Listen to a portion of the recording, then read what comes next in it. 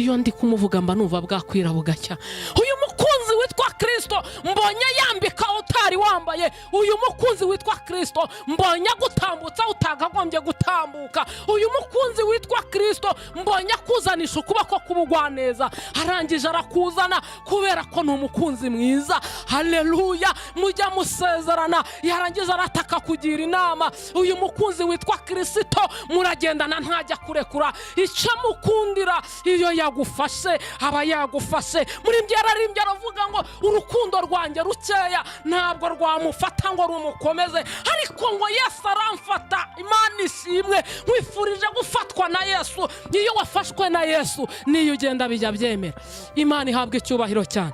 Kandi nanone Imana ishimwe, muri iyi minsi duhamagare Yesu aza gufate. Muri iyi minsi tugezemo, hamagara Yesu aza gufate. Muri iyi minsi duhagazemo, bakristo bavandimwe, bantu muri kutwumva, duhamagare Yesu aza dufata dukomeze, kuko hahirwa umuntu ufite uyu mwana. Uyu muntu ufite umwana niyo agenda bijya bimubera mwa bantu b'Imana, kubera ko afite uyu mwana.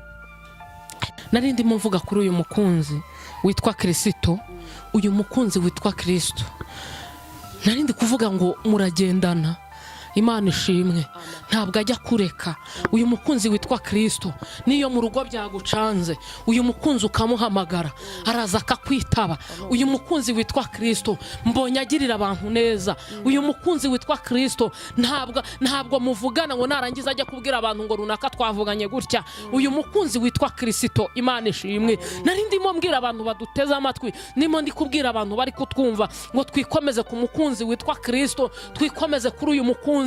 Narindimo mvuga ijambo rivuga ku mwana. Uyu muntu ufite umwana iyo agenda biramubera. Imana ishimwe. Nkuzaniye itangazo rikubwira ngo cunga umwana neza, ngo kuko tumuhombe we yamaze kuza. Uri kuvuga ngo uyu mwana muzima ni uwanjye, undi ati ntabwo ari uwawe. Imana ishimwe. Haleluya. Ndakuzaniye amakuru avuga ngo cunga umwana wawe neza, tumuhomba mureba mubure, tumuhomba mushaka mubure, kuko uyu mwana mbonye gutambutsa utakwitambutsa. Mbonye uyu mwana akubereye inzira y'urugendo. Mbonye uyu mwana akubereye urwandiko rugutambukije, kubera ko uyu mwana umuntu wese umufite agubwa neza. Umuntu ufite uyu mwana aba afite byose. Uyu muntu ufite uyu mwana no muri korari aba afite byose, kubera yuko afite umwana. Uyu muntu ufite umwana iyo ari kuvuga ubutumwa biremera, kubera ko afite uyu mwana. Imana ishimwe. Haleluya. Cunga umwana wawe neza. Wa mubyeyi we cunga umwana neza. Wa mukobwa we cunga uyu mwana neza.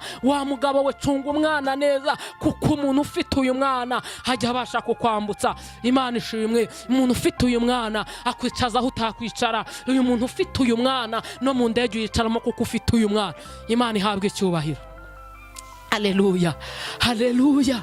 Imana ishimwe. Umuntu ufite uyu mwana aba afite byose. Umuntu ufite uyu mwana mwene gihugu ntajya muvogera. Umuntu ufite uyu mwana mwene gihugu ategereje kurimbuka, mwene gihugu ategereje kupfa ukindutse, ariko ntabwo abibona, kubera ko ufite uyu mwana. Ufite uyu mwana aba afite ubugingo. Ufite uyu mwana aba afite ubukire. Ufite uyu mwana aba afite umunezero. Ufite uyu mwana, umuntu ufite uyu mwana aba afite byose.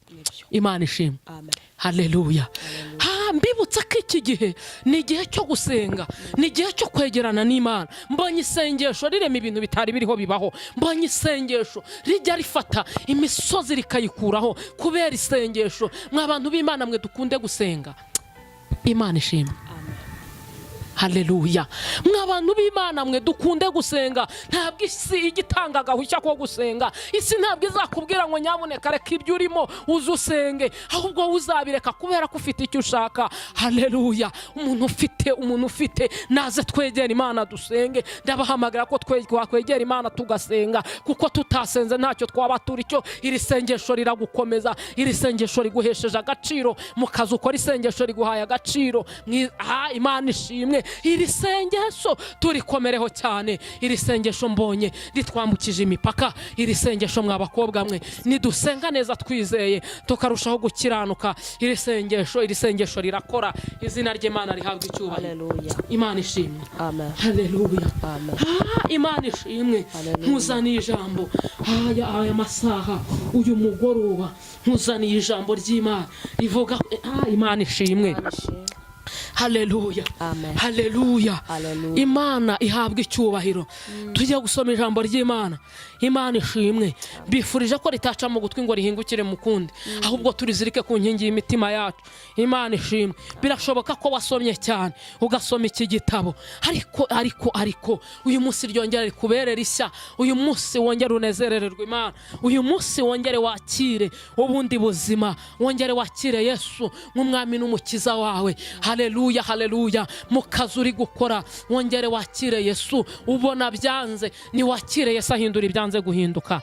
Izina ry'Imana rishimwe. Tugiye gusoma ijambo ry'Imana dusanga hano mu gitabo cy'umuhanuzi Luka ibice byaho 7 umurongo wa 11. Birashoboka ko iri jambo usanzwe uryumva, ariko uyu munsi ryongere kuberera ishya mu izina rya Yesu. Riravuze ngo bukeye ajya mu mudugudu w'Inayini. Imana ishimwe. Ngabigishwa be n'abantu benshi bajyana nawe. Ageze hafi y'irembo ry'umudugudu ahura n'abikoreye ikiriba. Wari wapfuye yari umwana w'ikinege, kandi nyina yari umupfakazi. Abantu benshi bo muri uwo mudugudu bari bamuherekeje. Uwo mwanya Yesu amubonye amugirira imbabazi, aramubwira ati wirira. Yegera ikiriba agikoraho. Abakikoreye barahagarara ati muhungu ndagutegetse byuka. Uwari wapfuye arabaduka atangira kuvuga. Yesu amusubiza nyina. Imana ishimwe.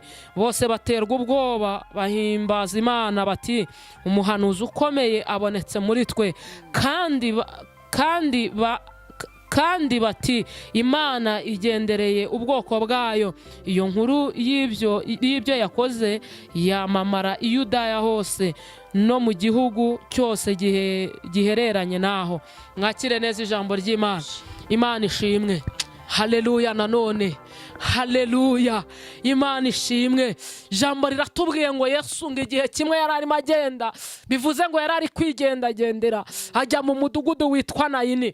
Ngo ariko ahageze, Imana ishimwe, ngo yumva inkuru, ngo ndetse ngo n'abigishwa be bari bari kumwe, ngo arangije ngo yumva inkuru. Imana ishimwe. Yesu nayoba inzira yagombaga kunyuramo, narangiza areke kunyura mu wundi mu mudugudu yagambiriye kunyuramo, yongera anyure muri uyu mudugudu natwe turimo, hanyure mu mudugudu wicayemo. Birashoboka ko wicaranye mu burwayi, birashoboka ko wicaranye mu bukene, birashoboka ko wabuze uko ubigenza, ariko Yesu naza hanyure, kuko yarahanyuze kuri uyu mupfakazi biramenyekana. Imana ishimwe. Uyu mwana yari yapfuye, ngo maze ngo Yesu arahanyura, ngo nuko arangije ngo abona umugore ari kurira, ariko Yesu arangije ngo amugirira imbabazi. Imana ishimwe. Amaze kumugirira imbabazi ngo aramubwira ngo wirira. Imana ihabwa icyubahiro. Birashoboka ko nawe hari akazitiro umaze urimo, birashoboka ko hari ahantu umaze igihe wicaye, ariko nkuzaniye amakuru akubwira ko aka kanya Yesu yakugirira imbabazi, Yesu yakongera akagaruka. Uyu mugore yaramubwiye ngo, bivuze ngo uyu mugore yari umupfakazi, niko Bibiliya itubwiye. Nta bantu yagiraga, imiryango yari yaramuvuyeho, abantu bamuvuyeho bamushizeho, ariko Yesu arangije amugirira imbabazi. Imana ishimwe. Birashoboka cyane nubwo uyu mugore yari umupfakazi, ariko imiryango yari itegereje iramureba, iravuga ngo noneho nubwo umwana wacu wapfuye nicyo wagenderagaho. Imana ishimwe. Mbibutsa ko uyu mugore yubahaga Imana cyane. Imana ishimwe.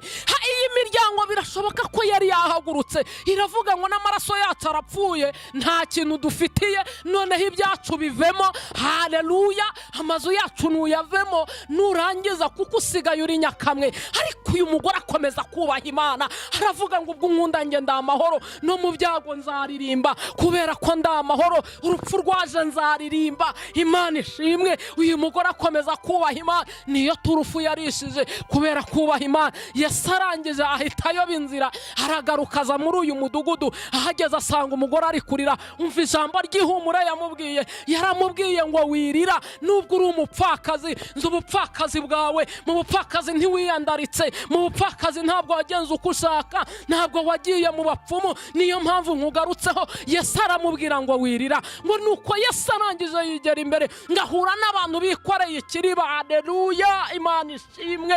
Aba bantu bari bikoreye ikiriba mu by'ukuri bari bagiye gushyingura, ariko nkwibutse ko hari ibyawe byari byarapfuye. Mwuzaniye amakuru akubwira ko Yesu yabizura. ngo nuko bikoreye ikiriba. Haleluya, barangije bagishyira hasi. Yesu arangije aritambukira agenda. Imana ishimwe. Yesu aritambukira arata, ngarangije akora ku kiriba. ngo nuko ngo umuhungu ngo wari wapfuye. Imana ishimwe. Yesu arangije aramubwira ngo umuhungu kanguka, ngo byuka. Imana ishimwe. Hari abantu bari bakwitegeye bari bazi neza kutazatabarwa. Hari abantu bari bakwitegeye bazi kuzahora mu buzima bwo kwizengurukaho. Hari abari bakwitegeye bazi ko isoni zizagukora. Ariko aya masaha uyu munota nkuzaniye ijambo rivuga ngo Yesu yakora ko bitari byemeye bikemera. Nkuzaniye ijambo rikubwira ngo Yesu yakuzanira yawe mashimwe. Yesu yakuremera amashimwe. Yayaremeye uyu mugore w'umupfakazi amusubiza umwana wari muzima. Inkuru yamamara hose, abantu bose bari bamwitegeye